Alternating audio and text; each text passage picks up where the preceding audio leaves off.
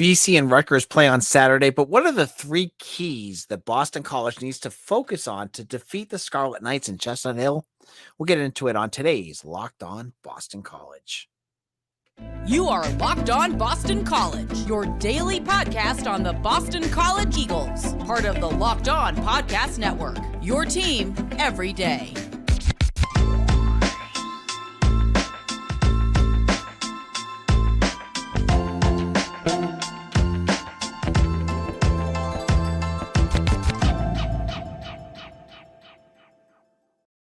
Locked On Boston College, AJ Black here. Thank you for making us your first listen every day, and we are your team every day here. We're the only daily Boston College podcast. On today's show, I'm going to look at some of the reasons why I think BC needs to win this game. What do they need to do? What are the three keys? And now Mitch Wolf gave his three keys. I'm going to give you mine on today's episode. And then in the second half of the episode, I'm going to go into an unfortunate injury that has ended a career of a BC potential linebacker and a lot more. So you're going to want to make sure you check that out. Now, it's a noon start on Saturday as Boston College heads home. They stay home to play the Rutgers Knights, a team that was 5-8 last year, played Wake Forest in the Gator Bowl, and held their own.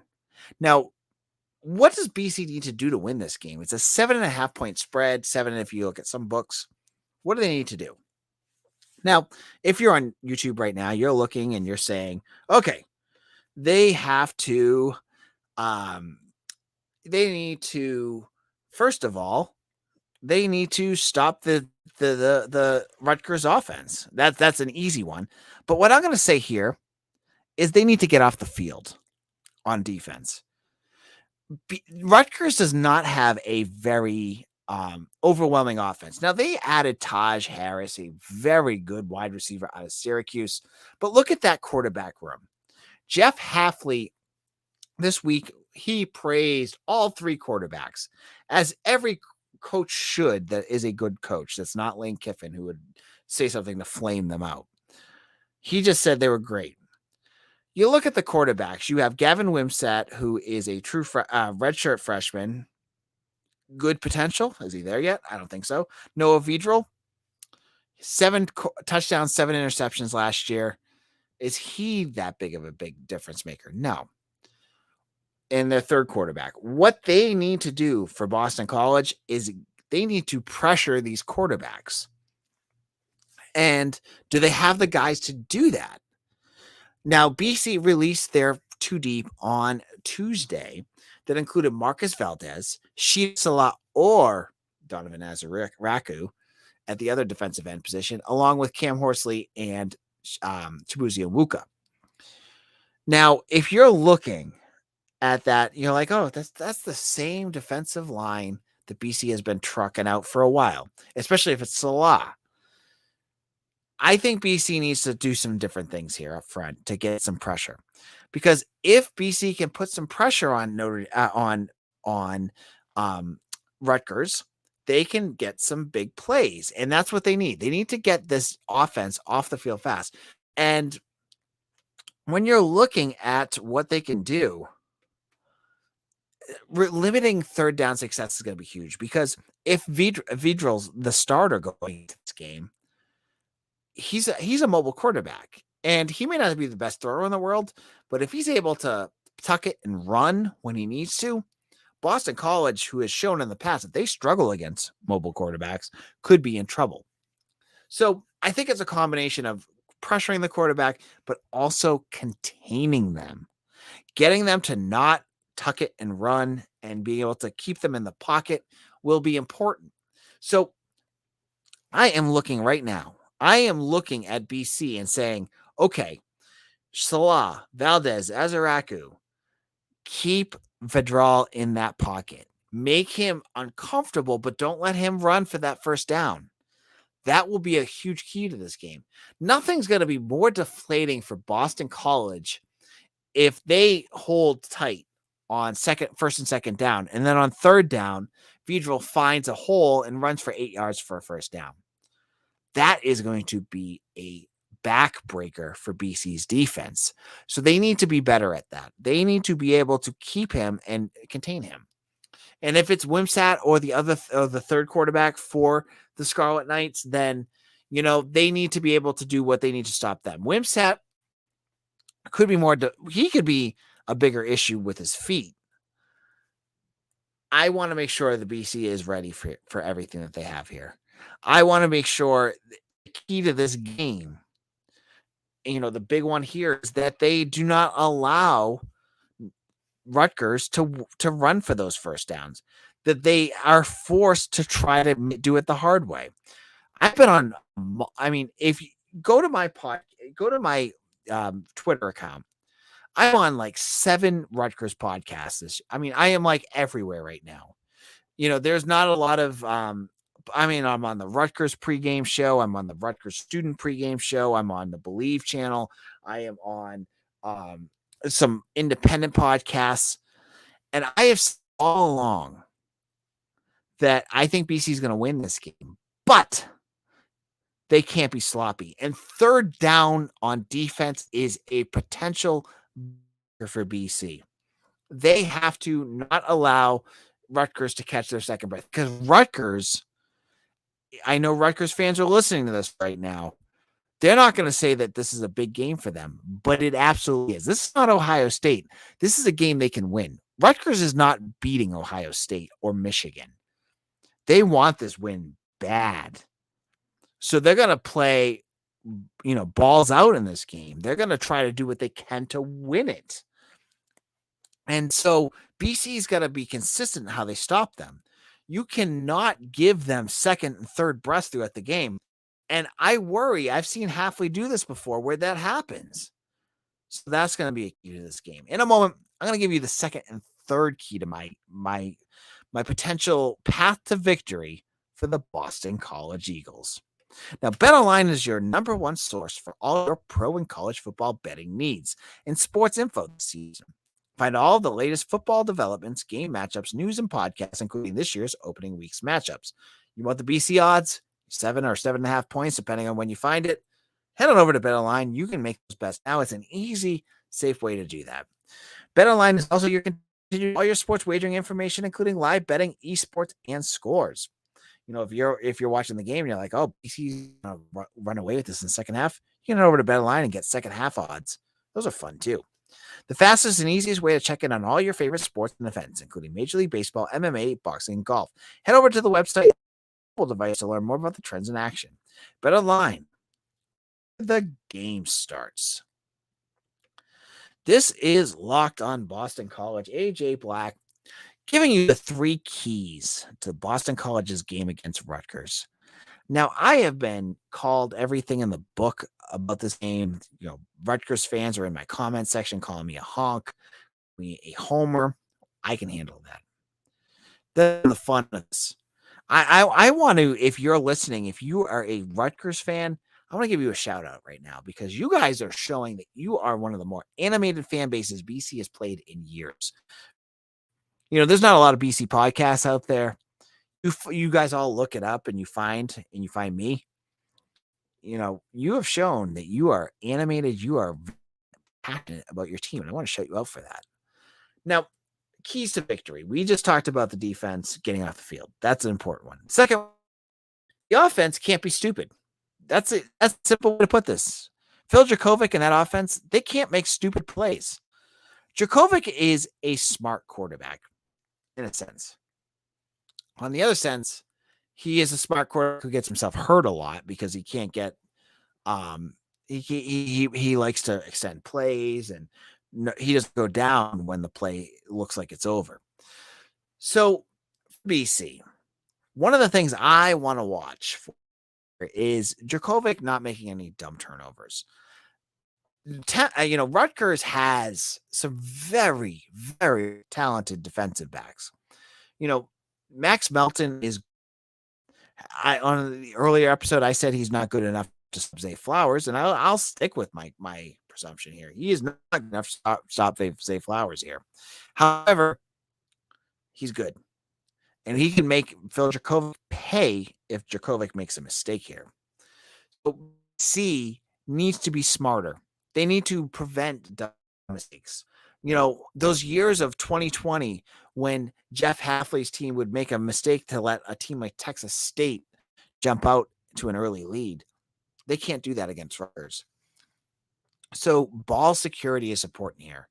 No dumb interceptions, no dumb falls. And, the biggest question mark heading into this game is that offensive line. You can't have any offensive line issues here. You can't have dumb pre-snap penalties. They can't go 3rd and 20 and try to win this game. He's got to do better here. And that's not on him. That is on others around him. All right, that is our second key to victory. And our third key to victory is the ball. Rutgers' defense is good, but it's good at one specific spot, and that is the secondary. Potentially stop them. And BC has a leg up here because their running game should be able to get them yards. Pat Garwo should be able to get them yards.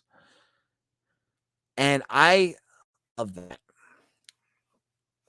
And I think BC has a multifaceted offense here. An offense that can do things running and passing the ball depending on what's in front of them. Now, this is a game where BC's passing attack may be in more of a disadvantaged position. You have Max Melton and some other Davison that are back there that are good. And Rutgers fans, you can take that bow there. They are good secondary players. But if the defense is sitting back waiting for that, Rutgers has lost almost their entire linebacking crew.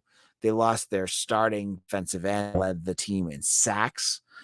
They could run the Scarlet Knights. I think that is a key as well. So BC, for the Eagles, they just need to keep their offense going no matter what way it needs to go. They don't need to go an aerial attack if not there. They don't need to run it if they can't run it. Just figure out what works and keep the Scarlet Knights off base. That is our final game. Now, in our final segment, I'm going to give you a little information. We'll go into a little bit of a news segment here about a potential a player on BC that is now gone, is no longer with the Eagles. We'll get back in that in just a moment. Now, if you have not checked out our Ultimate Pro Football Focus preview, Pro Football preview, this is your chance. So thanks again for making Locked On Boston College your first listen every day. Now for your second listen, go check out the Ultimate Pro Football Preview 2022, an 8-episode extravaganza to get you ready for the NFL season. Local team experts on the Locked On Podcast Networks, plus a betting angle from Lee Sterling on Locked On Bets, all combining into one ultimate NFL preview. Search for Ultimate Pro Football Preview 2022 on your Odyssey app, YouTube, or wherever you get your podcasts. Locked On Boston College, AJ Black. Follow me on Twitter at AJBlack_BC. And if you're listening to this right now, hit that subscribe button on YouTube if you're listening, or find us on YouTube wherever, look for Locked On BC wherever you get your podcast as well. So there have been 2 medical retirements for Boston College in the last week alone. Last week, we talked about Joey Teddy, a potential starting tight end for BC, calling it quits after his career after being hurt. The second one is Casey Finney, a linebacker who was a redshirt freshman and a potential depth player for BC this year. Now, let's go into a little bit about Finney. Finney was a linebacker out of Noble Green now in Cambridge, Massachusetts. He was originally committed to Michigan. Michigan lost him to Boston College. He committed to BC. He comes to BC.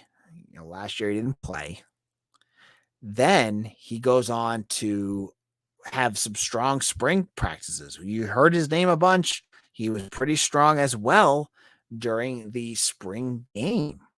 So this one caught me a little bit off surprise. And I have to admit, I don't know why he retired. I'm guessing it's medical, but he hasn't announced it. The school didn't say anything. And this is not a question I can go back to BC and be like, so why did Casey Finney retire? You can't ask that. It's just not, it's not respectful. So he's gone. He's a more physical linebacker, but when he committed to BC, one thing to me was that he didn't strike me as someone who fit what Jeff Hafley was doing. Now, at linebacker. Now, BC, you look at who's starting at line this year. You have Cam Arnold, you have Bryce Steele and Jalen Blackwell, along with Vinny DePaul. Finney was not the speediest linebacker, and I when BC goes with a 4-2-5 defense, so 4 defensive ends and tackles, 2 linebackers, and 5 defensive backs, how much room would he have had on this program when you have Jalen Blackwell, Cam Arnold, and Bryce Steele basically clogging up that depth chart for the next 3 years? So I look at Finney. I said, okay, maybe there's something there. Maybe he's going to be the next Vinny De Palma. Whether you like Vinny De Palma or not, he's a guy that had potential. He's done some stuff for this program. He's a leader. He can do things when you need him to. So I thought of Finney more in that role. Like, he's going to develop. He'll figure out his spot and be like that thumper. Now he's gone. And at the end of the day, I'm not. I want him to get the best. Any guy, you want to see him do the what he can do, and for Finney, that's it. You're going to see more of this. Like Jalen Williams has retired. JLEN Williams, not the one that was on the track team. Connor Graco's gone. Those guys are both gone. So, at the end of the day, the way college football works is these guys are not fitting in or they are not working. You now have another new roster spot. That to me says BC could either go for transfers in the class of 2023, and I'm all aboard that. If they can find guys that fit their system for it, or they'll have a bigger class of 2023 because the Eagles right now are like 16 or 17 recruits, and not nowhere near the 25 that they could cap out at. They've lost Greco, Chetty, they've lost. They should have a couple more spots open. That could make things more interesting on the recruiting trail. So that's my thoughts there. Now, I also want to talk about a narrative that's going around with this BC Rutgers game, and that this game is going to be ugly. That's what I keep hearing about. It's going to be an ugly game. Now, on one hand, it could be ugly. It's the first game of the year between two Power 10, two Power 5 programs. Of course, it could be ugly. I think BC's much more polished than Rutgers fans and Rutgers people are giving them credit. So when I look at an over-under, and I think it was 48.5, I wouldn't be surprised if it is over that. 48.5 is like a 24, 27-24 game. I could see BC scoring more than that.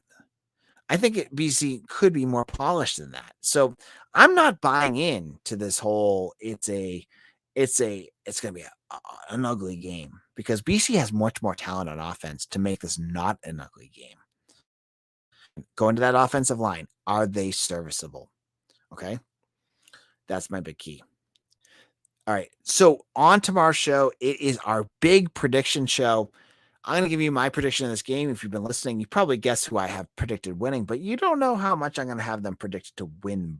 But if you're listening right now, hit that subscribe button right now. You're listening. You see that subscribe? It's in red. Hit it right now. Make sure you're subscribed to Locked On Boston College and follow me on Twitter at LockedOnBC or at AJBlack_BC. My name is AJ Black. I am the editor and publisher of BC Bulletin. We have a special deal starting on Friday, 75% off a yearly subscription for new users. So if you've been thinking about subscribing, great deal. It is dirt cheap. Head on over on Friday morning. Do that. I'll remind you on tomorrow's episode. Again, on tomorrow's episode, we will discuss this game and our previews going. Again, thank you for listening, and we'll see you all again soon. Take care, everyone.